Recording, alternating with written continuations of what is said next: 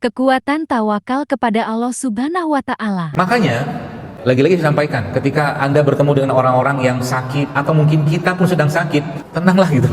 Allah yang mengendalikan diri kita, ya. Allah yang mengurusin semua urusan kita, bahkan cuma urusan penyakit secuil itu yang enggak juga selama Nabi Ayub yang 18 tahun. Allah sembuhkan cuman Nabi Ayub itu Allah sembuhkan dengan apa? Urkut, kata Allah. Hentakkan kakimu di bawah tempat tidurmu itu sehingga keluar mata air. Sembuhnya begitu mudah. Itu banyak kali saya temukan.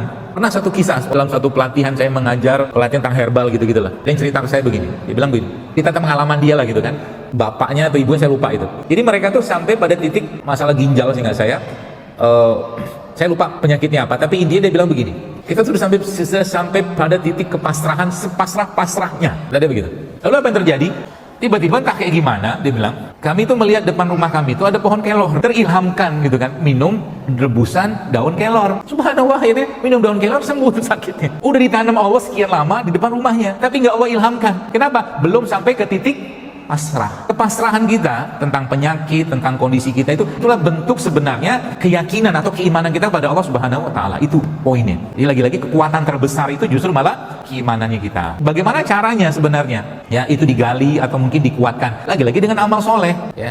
Amal soleh, amal baik kita, baik pada diri kita sendiri, keluarga ataupun pada orang lain, itu yang nanti akan menjadi kekuatan terbesarnya kita, sehingga nanti apa? Ya Allah, ngomong sama Allah, kalau sakitku ini membuat engkau semakin ridho kepadaku ya Allah, maka aku ikhlas, sambil senyum. Dan jika sakitku ini Allah membuat engkau makin cinta, makin sayang kepadaku, membuat semakin banyak dosa-dosaku engkau gugurkan, maka aku ikhlas, ridho ya Allah. Kalau udah kayak begitu, kira-kira sembuhin nggak? Biasanya Allah sembuhin. Allah sembuhin. Kenapa?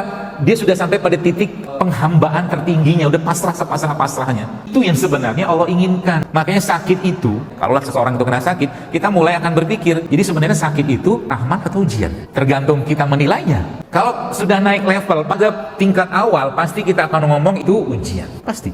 Aku dapat ujian sakit nih, padahal gara-gara ulah dia aja tiap hari makan gak bener, misalkan gitu ya.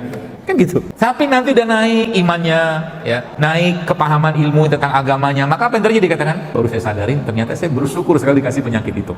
Itu yang Allah inginkan.